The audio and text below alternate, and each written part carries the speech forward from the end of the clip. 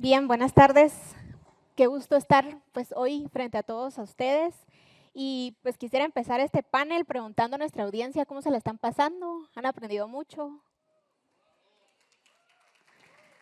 Muy bien, me encanta y me encanta que con esta energía pues darle la bienvenida a nuestras tan geniales invitadas la tarde de hoy.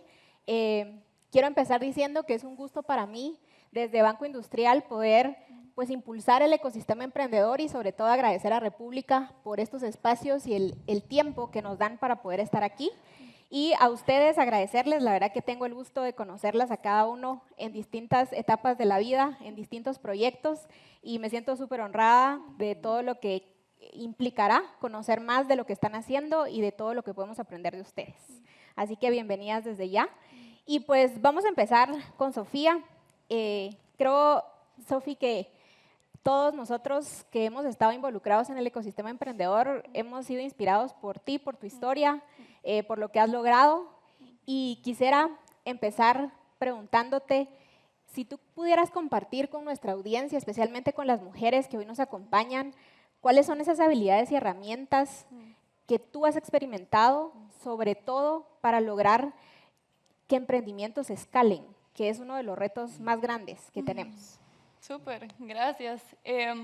Entonces yo creo que la habilidad principal, que ha sido la más clave en mi vida como emprendedora, es la habilidad de aprender a aprender, ¿verdad? De tener esta mentalidad de aprendizaje continuo, sabiendo que siempre o se gana o se aprende, ¿verdad? Esa es la mentalidad con la que yo camino todos los días, o se gana o se aprende. Y eso tiene mucho poder.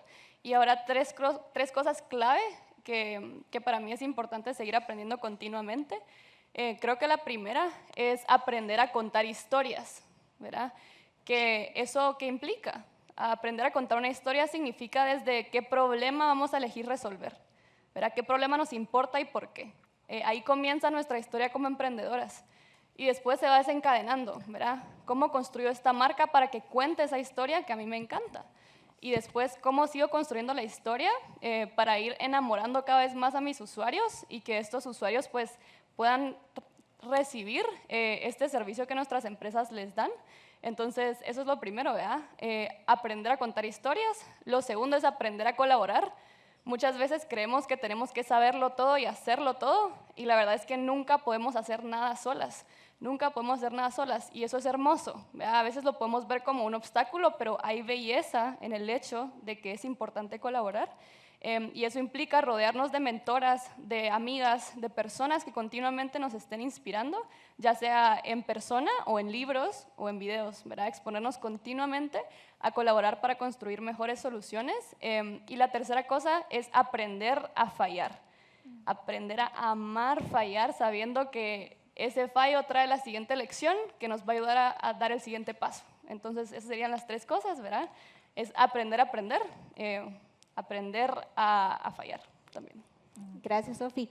Y cuando pensamos en fallar, automáticamente creo que una de las palabras que viene a nuestra mente es innovar también, ¿verdad? Muchas veces el proceso de innovar implica fallar y sobre todo en un ámbito de startups, en donde uno de los temas más importantes es la innovación, el desarrollo tecnológico.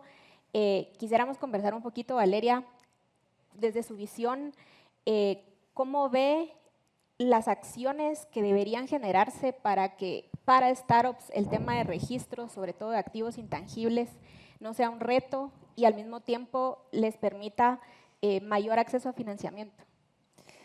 Pues, bueno, primero gracias por invitarnos y la verdad que maravilloso evento y sobre todo qué gusto volver a ver a muchas caras conocidas acá. Para nosotros, bueno, hoy hablo como mujer, hablo como abogada, hablo como empresaria y principalmente también hablo como funcionaria pública, emprendiendo como funcionaria pública. Y pues una de las cosas que yo tengo bajo mi responsabilidad dentro del Ministerio de Economía son los registros, y dentro de esto tenemos el registro de la propiedad intelectual.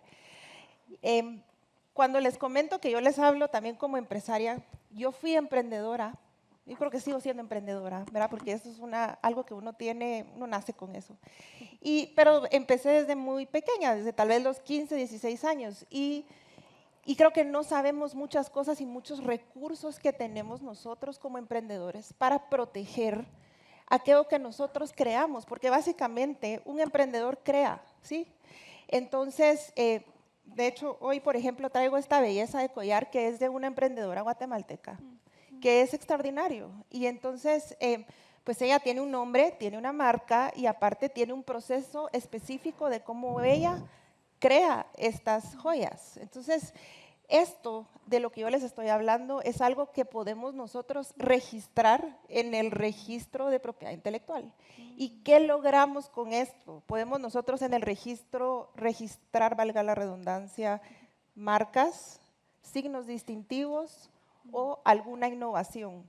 Entonces, ¿qué nos permite esto? Proteger nuestros derechos contra terceros. ¿Cuántas historias no hemos escuchado que me robaron la marca o me robaron mi idea? Por ejemplo, aquí oía yo que hay un startup, tu startup que es un HR startup, ¿verdad?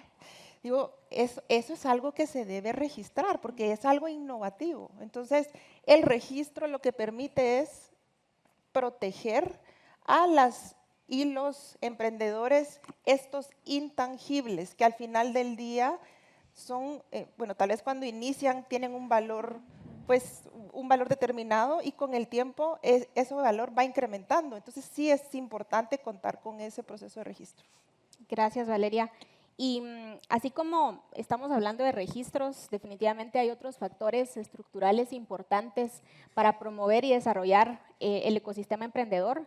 Y ahora, pues quisiera pedirle, Mónica, desde su visión también en ese mundo educativo, pero al mismo tiempo todo lo que ustedes han investigado acerca de cómo promover y desarrollar el ecosistema emprendedor, qué nos pudiera compartir y sobre todo con un foco en qué está haciendo la academia, ¿verdad?, para poder aportar a ese ecosistema.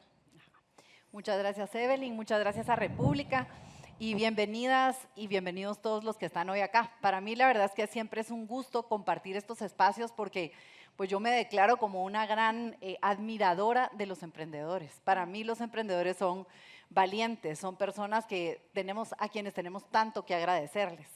Y yo quisiera que mientras yo estoy contando un poquito la información o los datos que nosotros recogemos a través de un estudio que hacemos que se llama el Monitor Global de Emprendimiento, que lo hacemos desde hace 16 años para Guatemala, tenemos datos muy interesantes, pero yo quisiera que cada una de ustedes o cada uno de ustedes piense en ustedes.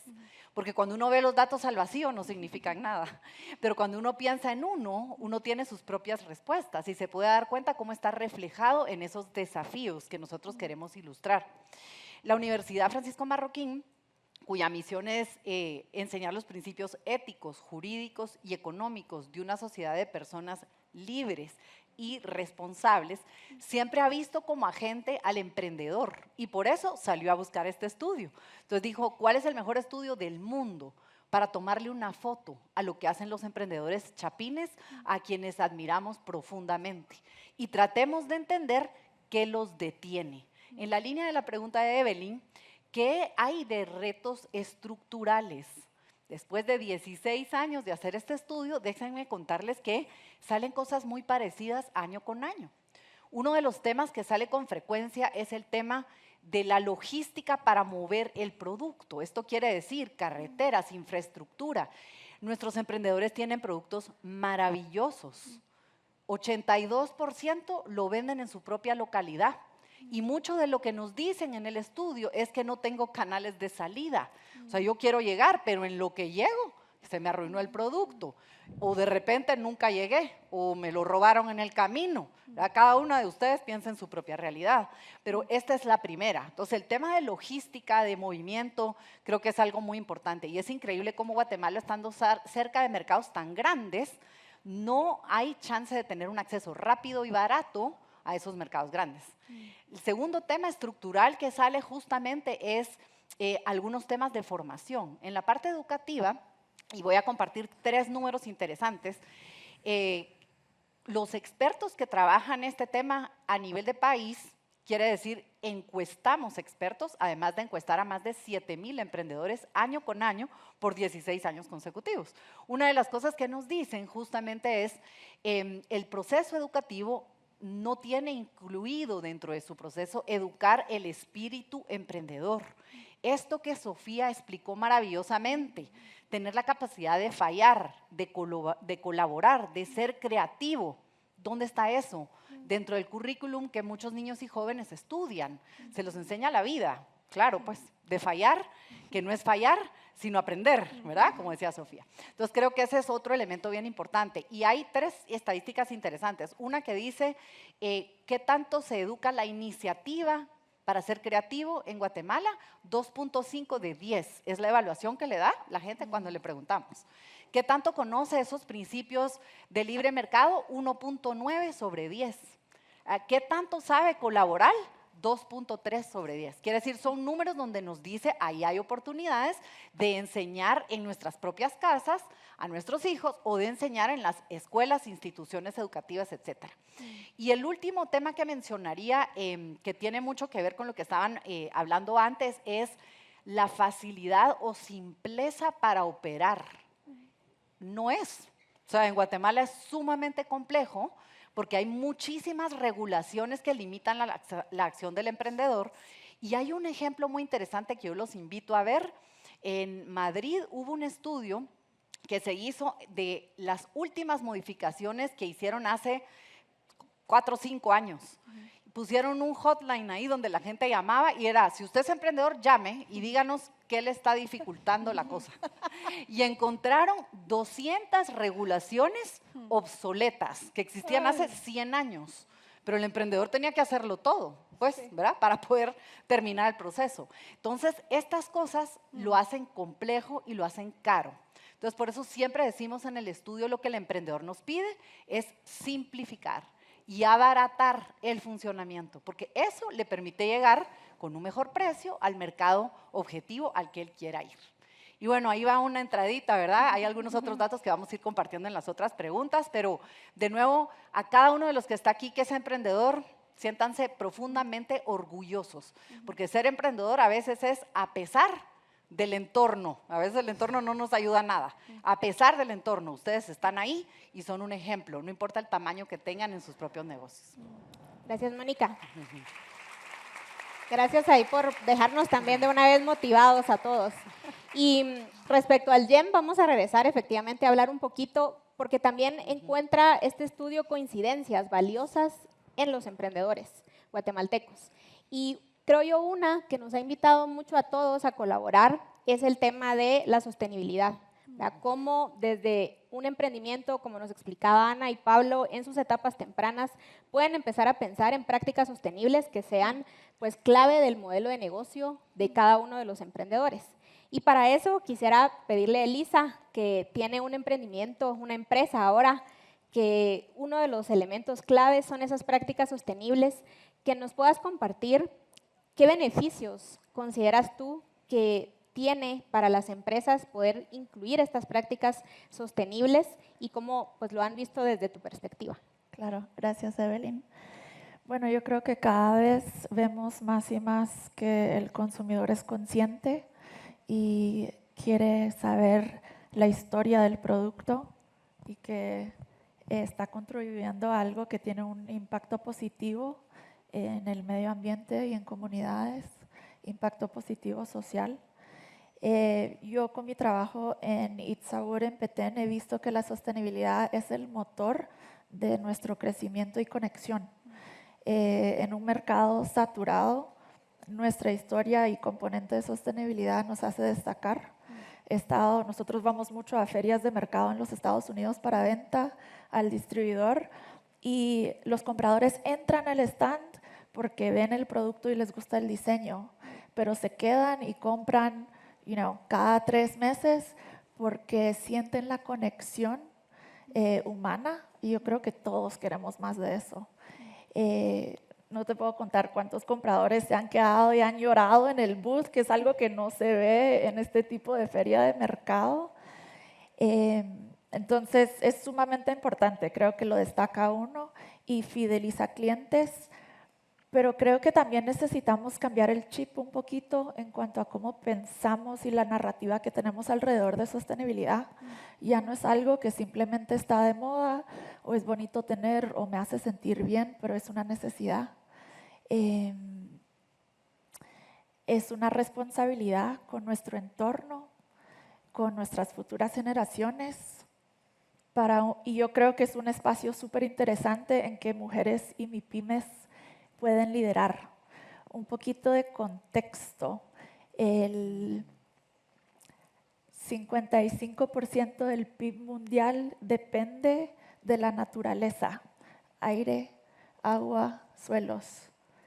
Sin embargo, las aportaciones de capital más grandes o predominantes están alimentando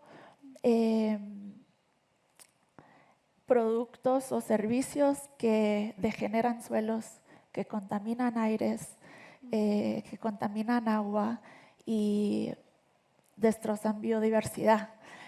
Entonces es un poco como contraproductivo, ¿no? Que en lo que más invertimos como el mundo es algo que nos está haciendo daño y ellos mismos están sofocando la estabilidad económica que necesitan los inversionistas. Entonces, la sostenibilidad es algo que todos necesitamos comenzar a implementar para asegurar el futuro. Gracias, Elisa. Y cuando pensamos en prácticas sostenibles y conectado un poquito a las participaciones que hemos escuchado antes de este panel acerca de financiamiento y cómo dar este acceso, Sofía seguro lo sabe por en dónde se está desempeñando ahora, pero cada vez hay más productos financieros o incluso fondos que una de las características clave que buscan es cuál es el componente de sostenibilidad que tienen estos nuevos negocios para decidir incluso poder otorgar una inversión. Entonces, alineado a esto, Sofi, aquí seguramente hay muchas emprendedoras y emprendedores que están pensando, tal vez ya es el momento de buscar una inversión.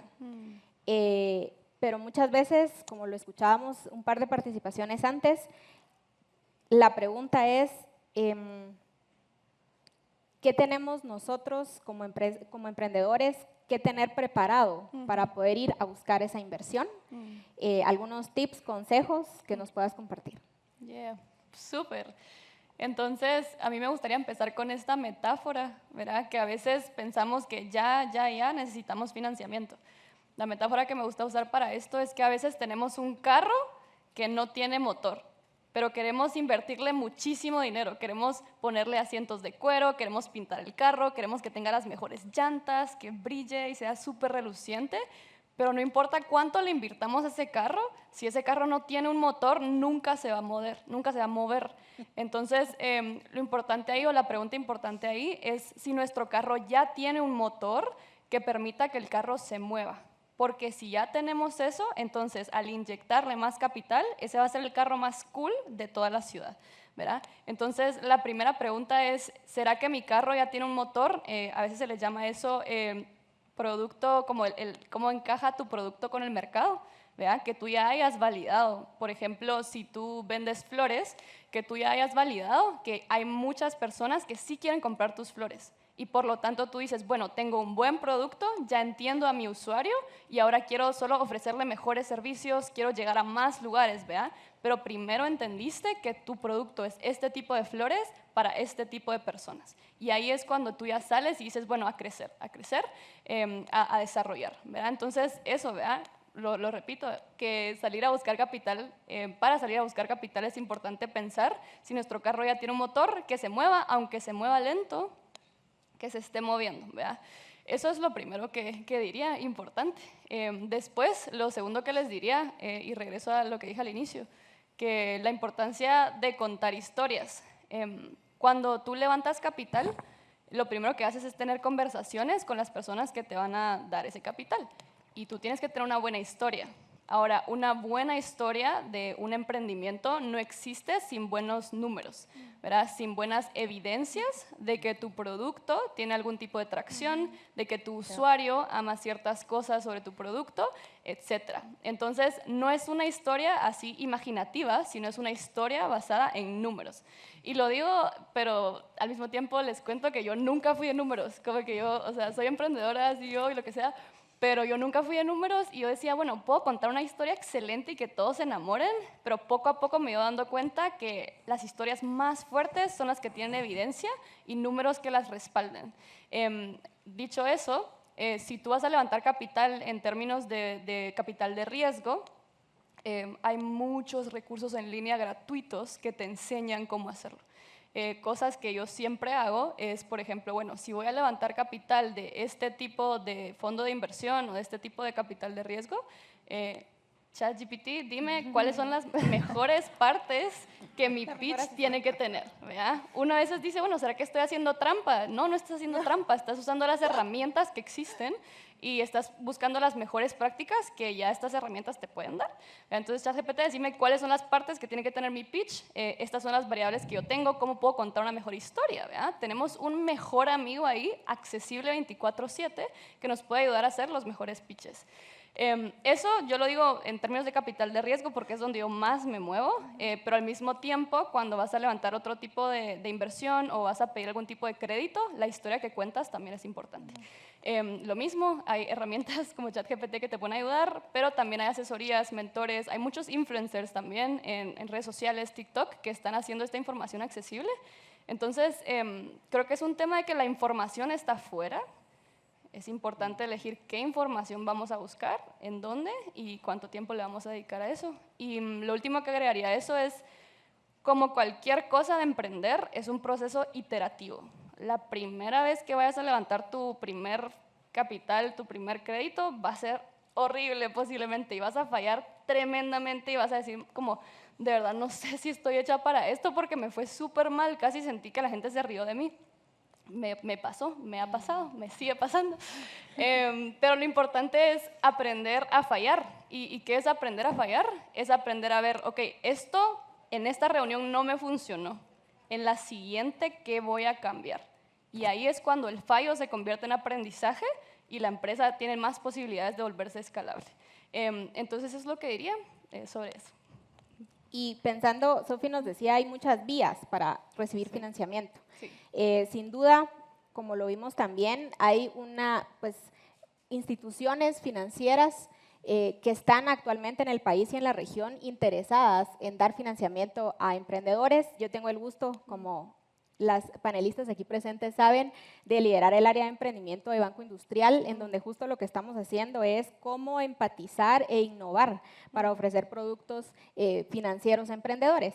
Y Valeria, las garantías mobiliarias son un elemento que puede dar un respaldo mayor para que mujeres emprendedoras puedan recibir un crédito. Sí. ¿Qué nos puede decir? Mira, me encanta que lo podamos hablar porque creo que es un producto subutilizado.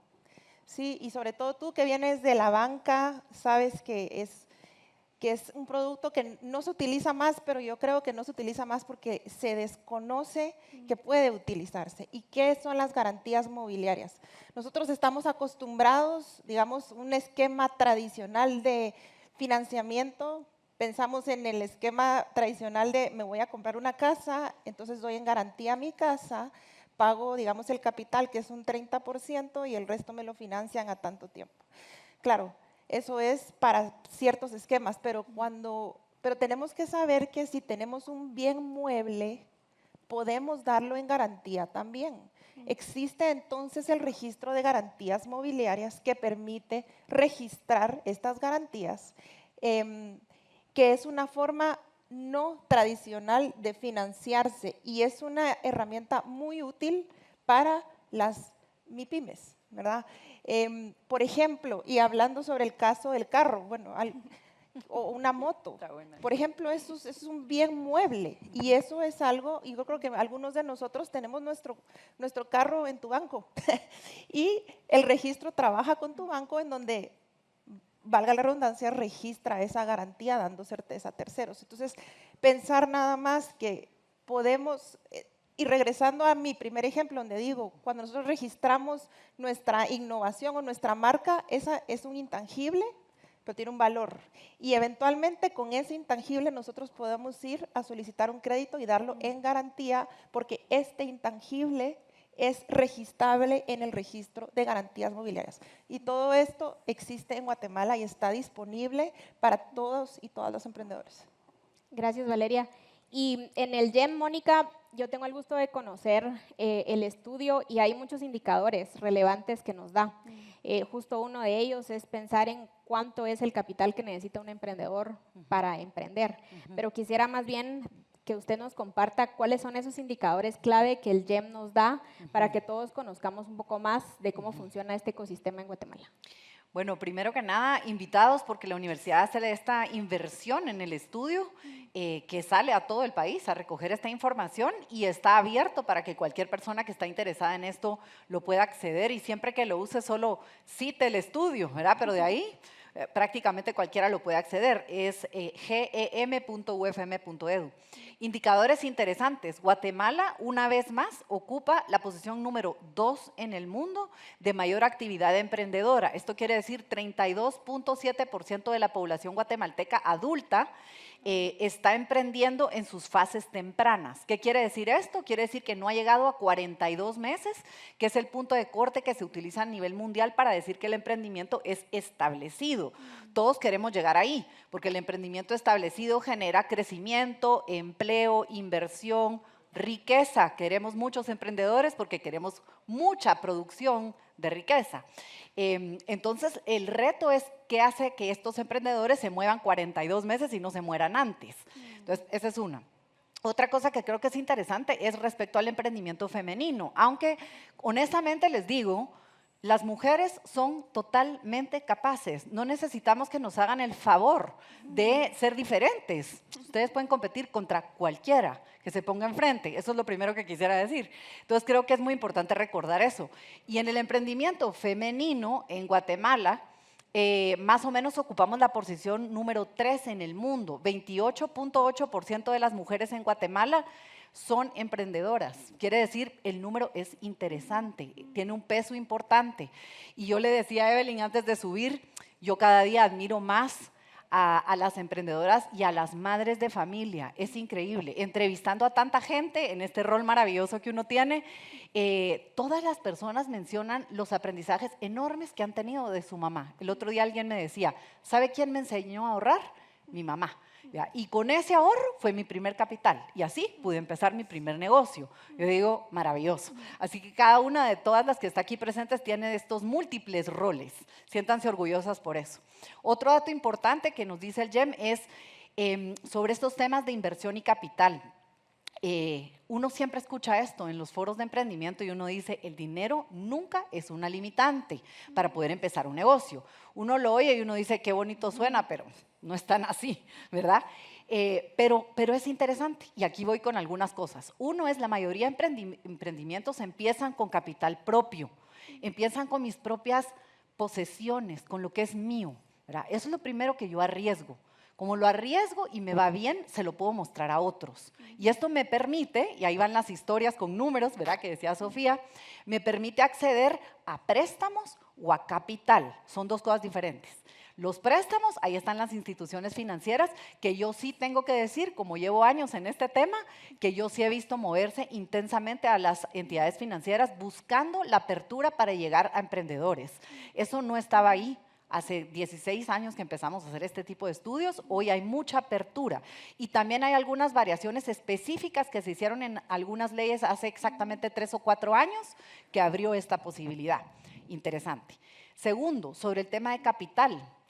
Creo que cuando uno tiene una buena historia, buenos números y un buen modelo de negocio, es fácil acceder a estos capitales. Hace un par de semanas tuvimos de visita a una persona de quien aprendí muchísimo y él usaba esta palabra. Tenemos que acceder a capital paciente, decía él.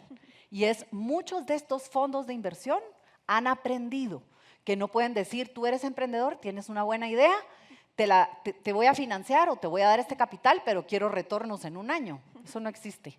todos los que están aquí que tienen negocios saben que esto toma tiempo. Entonces creo que hay que aprender a tener paciencia y darse cuenta que muchas personas en Guatemala están en ese camino y tienen grandes historias que contar que uno puede compartir. Como el cronómetro ya está en 0, no cuento más. Otro día. Y antes de ir a mi última pregunta con Elisa, porque el cronómetro está en 0, quiero adelantarle a las panelistas que vamos a pedirles en un minutito con qué mensaje quisieran cerrar. Así que pueden usar ChatGPT, todavía hay tiempo para su pitch de 1 minuto, por favor. Elisa, regresando al tema de números e indicadores, ¿verdad? Cuando pensamos en un emprendimiento que quiere incluir en un modelo de negocio la sostenibilidad, a veces se piensa que eso es caro, que implementar prácticas sostenibles es caro. Muy brevemente, compártenos de tu experiencia cómo más bien con una estrategia y con un modelo ad hoc es algo que agrega valor en lugar de encarecer la operación.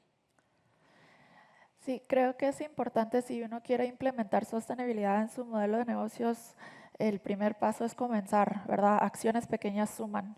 Así que no tienen que transformar toda su operación de la noche a la mañana, pero lo importante es tomar pasos para comenzar. Lo otro es que aprovechen los recursos que tienen. Yo creo que hay muchas organizaciones que quieren apoyar emprendimientos y MIPYMES para que sean sostenibles, para que cuenten sus historias, para que conecten con esas asociaciones que pueden ayudar a implementar prácticas más sostenibles. También creo que lo más importante es no verlo como un gasto, pero como una inversión, así como comer saludable, ¿no? Tal vez comida chatarra es más barata, pero a la larga tener sostenibilidad dentro del ADN de tu empresa va a hacer que pueda permanecer más tiempo. Entonces, y que el impacto sea más positivo. Entonces hay que verlo como una inversión. Y sí, esas 3 cosas. Gracias, Elisa. Valeria, su pitch de 1 minuto. Ay, te tocó primero. Pues nada, es decir, realmente ser emprendedor no es fácil, pero nadie dijo que iba a ser fácil, porque si fuera fácil todo el mundo lo haría. Esa es mi frase favorita, así que en verdad decirles que hay que continuar, hay que avanzar, hay que aprender a caerse y volverse a levantar muchas veces, porque el camino nunca va a ser fácil y sobre todo aprovechar todos los recursos que tenemos a nuestra disposición para hacer de ese emprendimiento quizá uno más sencillo. Gracias, Mónica. No paren de aprender. Yo creo que el proceso de emprendimiento es un proceso de continuo aprendizaje. Aventúrense en ese aprendizaje, usen todo lo que tienen a su alcance para ello. 2, usen esa maravillosa libertad que tienen para hacer la diferencia en su entorno.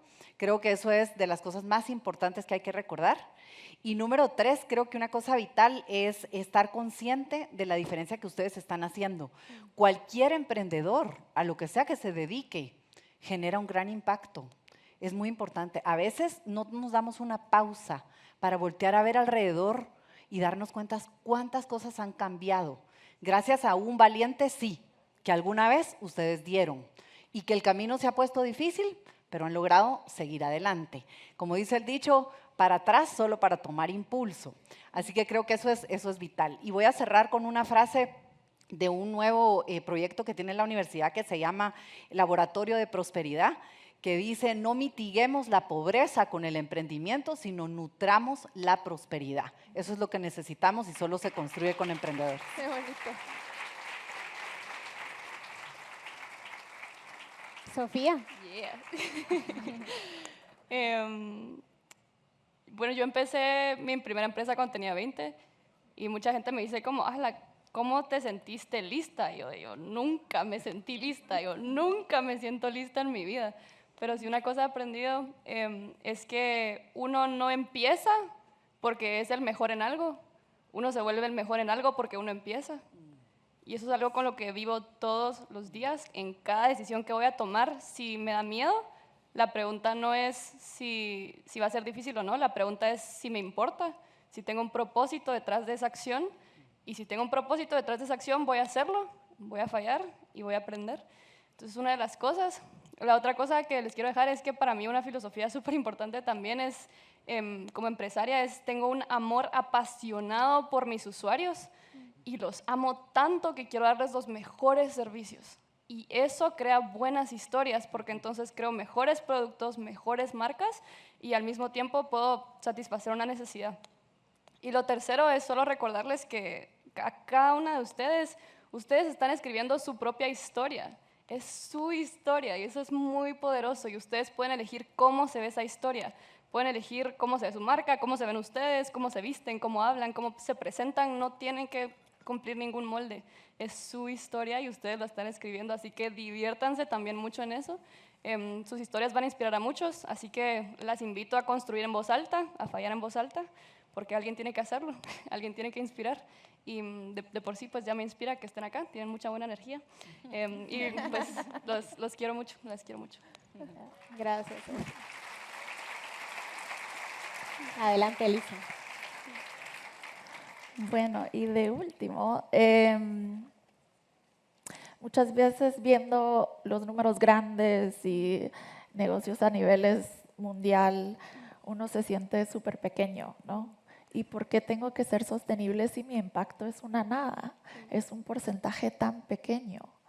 Pero recordemos que culturas se construyen de abajo para arriba, de grupos pequeños, del individuo, de la unidad de la familia, de la comunidad, de las iniciativas locales, que luego determinan los valores y las normas globales.